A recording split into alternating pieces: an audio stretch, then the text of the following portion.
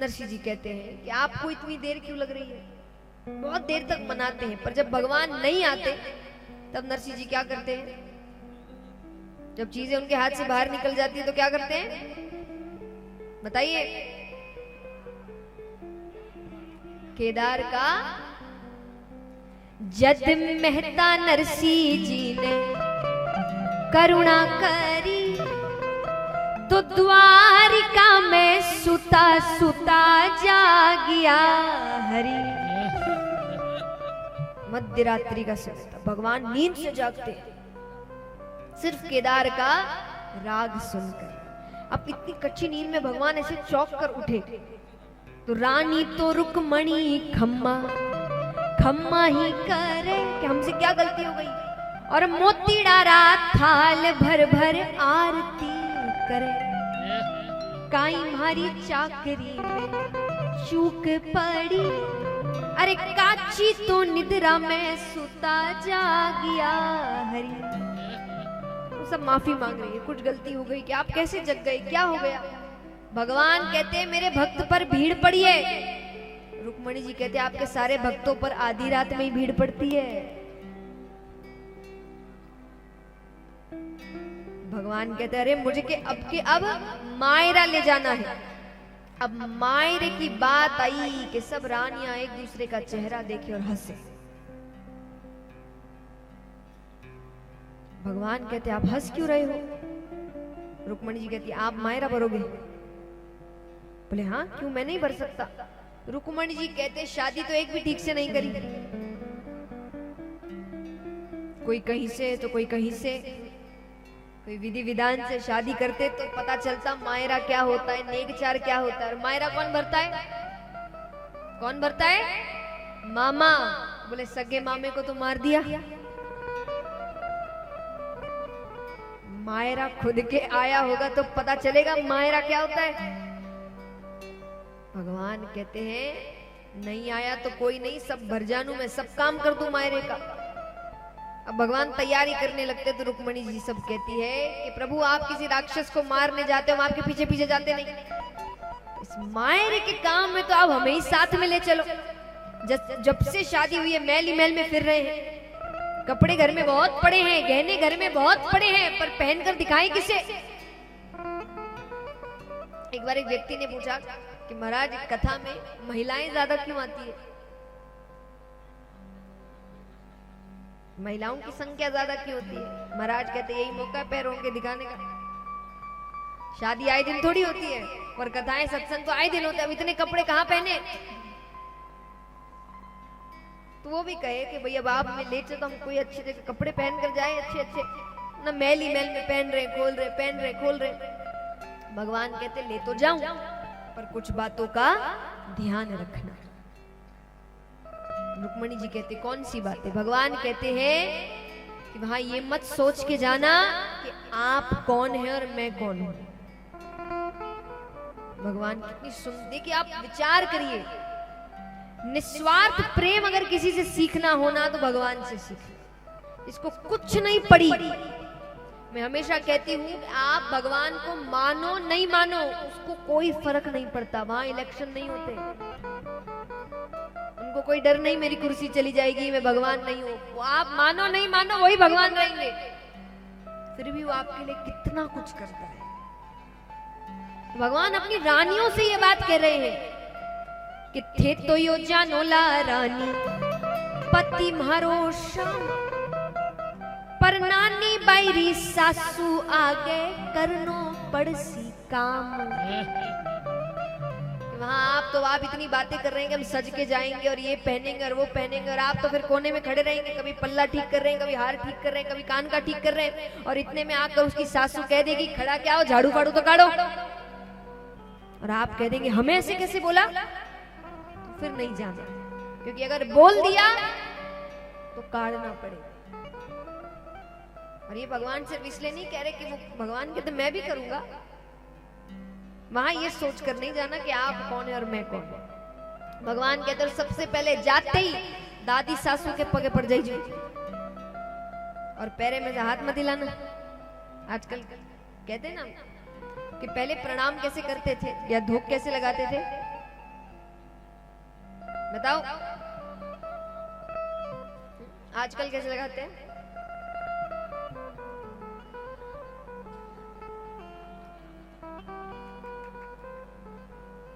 है ना?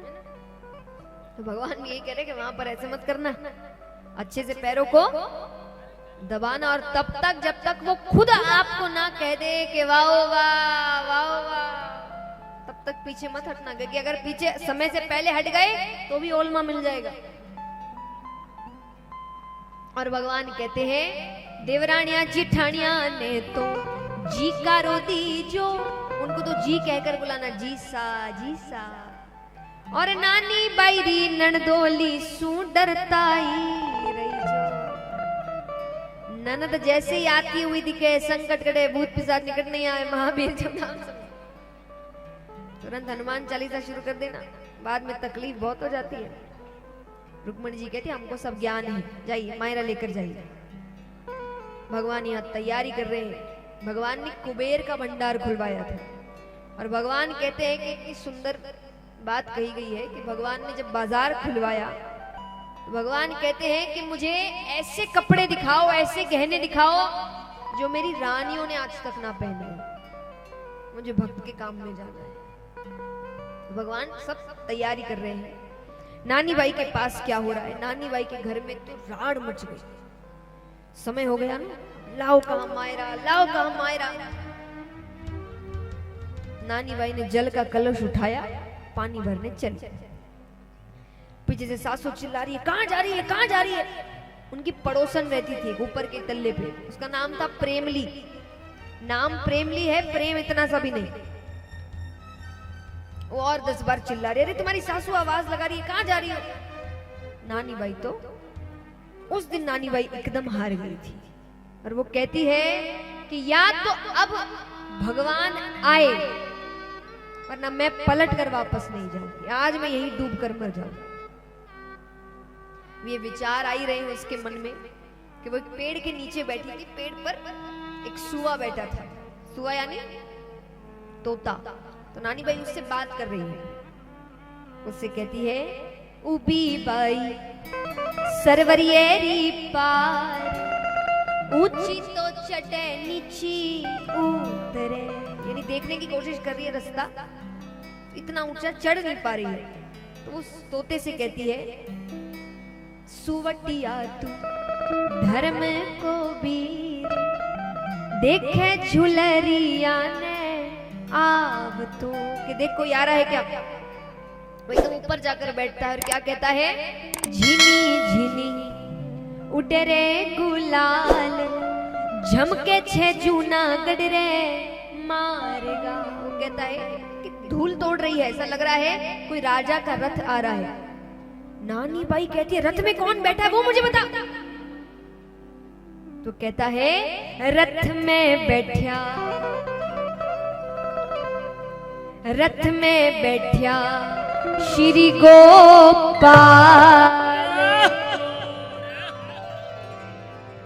रूप निहार्यो रण छोड़ को।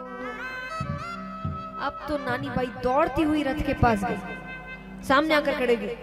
नानी बाई कहती है देखिए उसको विश्वास नहीं हो रहा, तो वो इतने प्रश्न कर रही कि अंत तक मतलब इस बार गलती ना हो जाए मुझसे। तो कहती है थे छो बीरा कठेरा सिरदार, किणरे तो जास्यो बीरा पाहुड़ा। क्या आप कहाँ के हो, कहाँ से आए हो, कहाँ जा रहे हो, किसके मेहमान हो। रुक्मणी जी कहती है स्वामी म्हारा मथुरा रा सिरदार, द्वारावती रा राजवी। यहाँ क्या करने आए हैं, भरनो माने माहिरो अंजार। अंजार नगर में मायरा भरने आए हैं, उसको अभी भी नहीं लग रहा। तुम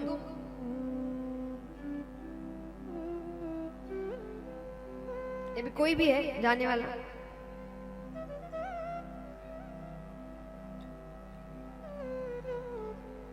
तो कहते हैं कि हम यहाँ पर मायरा भरने आए हैं। उसको अभी भी विश्वास नहीं हो रहा, हो सकता है किसी और के घर भरने आए हो। तो फिर प्रश्न कर रही है कि किसके घर भरने आए हैं। रुक्मणी जी कहती है श्री रंग जीरा मेछा मिजमान नरसी मेहता संगे पाहुड़ा नानी बाई करसी म्हारो चाव इन विद गीत सुहावना। नानी बाई जी ने जब अपना नाम सुना है जो प्रसन्न हुई है, भगवान रुक्मणी जी से कहते हैं अरे यही है नानी बाई। तो रुक्मणी जी जाकर नानी बाई को हृदय से लगाती है, सब देव पुष्प की वर्षा करते हैं कि धन्य है तू नानी बाई, जिस लक्ष्मी के चरणों में हम सब लोटपोट होते हैं, फिर भी हमको ये सौभाग्य नहीं मिलता। वो लक्ष्मी आपको हृदय से लगा रही है, और क्यों ना धन्य हो, भगत की बेटी है। बोलिए भक्त और भगवान की जय हो। नानी बाई कहती है अब देर मत करना, मेरे घर वालों ने बहुत सुनाया मुझे। भगवान कहते तू जा, मैं नरसिंह जी को लेकर आऊं। अब तो नानी by Umang here soon rhythm सिद्ध की बात, जल भरती थी छान के आज अनछानियों ले जा। वो रोज जल छान के ले जाती थी, बहुत चिल्लाते थे वो। आज उसको पड़ी नहीं, आज कहती कौन सामने आता है बताती हूँ मैं। भाई आएगा, भाई पावर आ गया। तो नानी भाई अब घर पहुंची तो उस ऊपर से पड़ोसन वो खड़ी रहती है कि कब कलेश कराऊं मैं किसी घर पे। तो ऊपर से चिल्लाती अरे नानी माँ देख तेरी बड़ी बहू अब आई है, ब्याह के घर में कोई चिंता ही नहीं है, कब पानी भरने गई और अब आई है। नानी बाई कहती है प्रेम ली अपने घर की पंचायती राख। नानी बाई कभी जवाब नहीं देती थी, तो सबको यही था कि ये तो कुछ बोलती नहीं है। वो कहती अरे मुझे जवाब दे दिया। तो उसके बाद से वो क्या फैला रही है, वो कहती है अरे नारायणी माँ देख तेरी बड़ी बहू बदल गई। और बदली भी कैसे कि के तो या नानी बाई कोनी कोनी मतलब के तो या नानी बाई कोनी कि इमे कोई बढ़ गयो मतलब आत्मा घुस गई कोई। नानी बाई घर पहुंची तो वो सासू चिल्ला रही कहां गई थी बहू, सब काम छोड़ के चले गई, सब काम कौन करी। नानी बाई कहती शादी का घर मेरा ही है कि आपका भी है, थोड़ा सा काम में आप ही हाथ लगा लो तो शरीर में बॉडी तो नहीं भरी जाए। मुझे कह दिया, ये प्रेमली वाली बात है कि तो या नानी बाई कोनी कहीं में कोई बढ़ गया। फिर आई ननद बाई केश लंबा करके, उनके अलग और पूरे घर में हल्ला मच रहा है, मेरा ये कहाँ है, वो कहाँ है, श्रृंगार कहाँ रखा है, ये कहाँ है। वो भाभी को देखते ही कहती है कहाँ गई थी, मेरा श्रृंगार कौन करेगा, गीत गाने की बेला है अभी।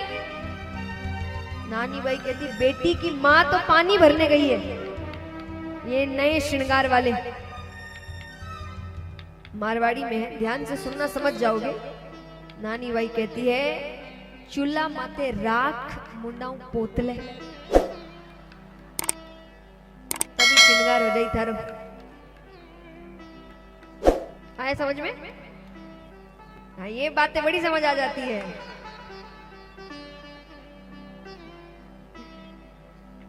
तो ननद कहती माँ मने भोजाइया बोले, माँ कहती मैं खुद भुगतेड़ी हूँ भाई, आज ये सबको जवाब दे रही है। सासू कहती है नानी बाई हुआ क्या, बोले मेरा भाई आ गया।